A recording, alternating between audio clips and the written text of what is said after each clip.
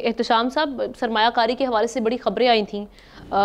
बड़ी खुशखबरियाँ सुनाई गई थी, लेकिन अभी तक आपको कुछ दूर दूर तक कोई आसार दिखाई दे रहे हैं कि सरमायाकारी आते हुए दिखाई दे रही है मुल्क में? देखिए, हम ना पाकिस्तान में जब भी इलेक्शन हुए हैं, जितने 11वां 12वां ये इलेक्शन हुआ है, आपने देखा कि कोई भी नहीं माना कि इलेक्शन फेयर हुआ है। हारने वाले ने कभी नहीं माना कि मैं हार गया हूँ, और नतीजतन हमने देखा भी है कि जी ज़्यादातर हमने देखा झुल्लू ही फिरता रहा है इलेक्शनों में, सिवाय एक के 70 का इलेक्शन जिसके बारे में कहा जाता है फेयर इलेक्शन हुआ, वो टूट गया।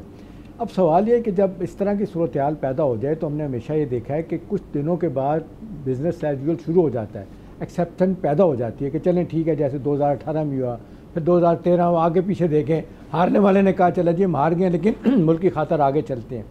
ये जो हमने देखा कि 2024 का इलेक्शन है, इससे पहले भी कहा गया था कि जी इस इलेक्शन के बाद जो पिछले कम अज़ कम 2-2.5 साल से गैर यकीनी की सूरत हाल, अदम इस्तेकाम, सरमायाकारी नहीं है, लोकल इन्वेस्टर भाग गए, यहाँ से चले गए हैं, तो शायद इसके बाद सूरत हाल ठीक हो जाएगी। तो अब तो ये लग रहा है आमना कि जिन लोगों से आप ऑफिशियल अनऑफिशियल क्वार्टर्स में आप अहम लोगों से मिलें तो उनके लिए बहुत बड़ी ये परेशानी है कि जी इस मसले का हल क्या है। चलें, एक तो ये है ना कि जी जलसे जुलूस हो रहे हैं लेकिन आपका कारोबार भी चल रहा है। अभी जो आप सवाल कर रही हैं, ये जो 20 बिलियन 25 बिलियन डॉलर की सऊदीज़ ने इन्वेस्टमेंट की बात की थी, 10 बिलियन की यूएई की तरफ से, फिर कतर की तरफ से, और ये तकरीबन 100 बिलियन डॉलर बन जाते हैं, कहा गया था 5 सालों में,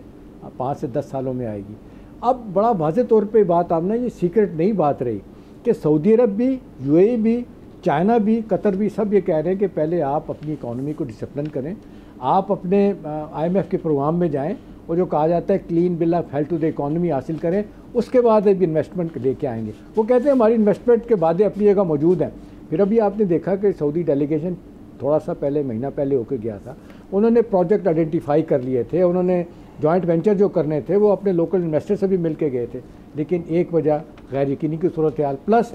सुनने में ये भी आ रहा है कि वो पाकिस्तान को एक मैसेज दे रहे हैं कि जी एक बड़ी सियासी जमात है, उसका लीडर है, अंदर है, या कम अज़ कम उसके साथ आप मामला तय करें, कैसे तय करने हैं, जो भी करना है उसके बाद हम आएंगे। अब ये भी लम्हा फ़िक्री है कि ये कैसे चीज़ें तय होंगी। ऊपर से जो हम देख रहे हैं कि जो लड़ाई बहुत ज़्यादा शुरू होगी सियासी जमातों के अंदर, अभी देखें ना, बड़ा भरपूर किस्म का वेस्टेड इंटरेस्ट है मौजूदा हुकूमत का। ये तो नहीं चाहेगी कि इस्टेब्लिशमेंट की सुलह हो जाए बानी PTI के साथ। इसी तरह से इस्टेब्लिशमेंट की लड़ाई जो इस वक्त हो रही है अदलिया के साथ, उसका फ़ायदा PTI को हो रहा है, वो भी चाहते हैं चलती रहे। अब सवाल जो आप कर रही हैं ना कि कहीं ना कहीं तो बेटर सेंस प्रिवेल करनी चाहिए, कहीं ना कहीं तो चले कन्वर्जेंस ऑफ इंटरेस्ट हो कि चले मुल्क तो चले भाई, आप सियासी मफादात आपके अपने हैं, आप सियासी लड़ाइयाँ, पॉलिटिकल पॉइंट स्कोरिंग आप करते रहें, अपने ओपोनेंट्स को गिराते रहें, बढ़ाते रहें, लेकिन इस मुल्क को तो बचाएं। कि सूरत हाल ये है कि पाकिस्तान को आखिरी 5 मुल्कों की ब्रैकेट में UN ने डाल दिया है। अभी आप देख लें, अभी लेटेस्ट परसों की खबर है कि पाकिस्तान का पासपोर्ट वो आखिरी 5 मुल्कों की उसमें फहरिस्त में चला गया। तो मेरे ख्याल है हम ना माज़रत के साथ ये नाकाम रियासत अगर खुदा ना खास्ता नहीं है तो हम डेलिबरेटली इसको नाकाम रियासत बना रहे हैं। और इसमें मैं बेरा तफरीक जो कहूँगा कि एज ए नेशन हमारे अदारों का हाथ है, हमारी सियासी जमातों का, हमारी अशराफिया का, हमारी सिविल सोसाइटी का, माज़रत के साथ हमारी मीडिया का भी, इसलिए कि सारे अपने जिसको कहते हैं पैटी पॉलिटिकल मफादात से लोग आगे नहीं जा रहे। अभी देखें, टैक्सों की आपने बात की है, प्राइम मिनिस्टर भी कह रहे थे, हर सेगमेंट ऑफ सोसाइटी हमें कहता था जी हम पे टैक्स लगाएं, बाकियों पे लगा दें। अब आप क्या करेंगे? अभी देखें FBI की एक रिपोर्ट आती है, वो कहती है कि सिर्फ कस्टम में पिछले 6 माह में को 1200 रुपये की करप्शन हुई है। और फिर ओवरऑल कह रहे हैं कि पाकिस्तान में करप्शन जो फिगर आया, इनकी रिपोर्ट FBI की बता रही है हम ना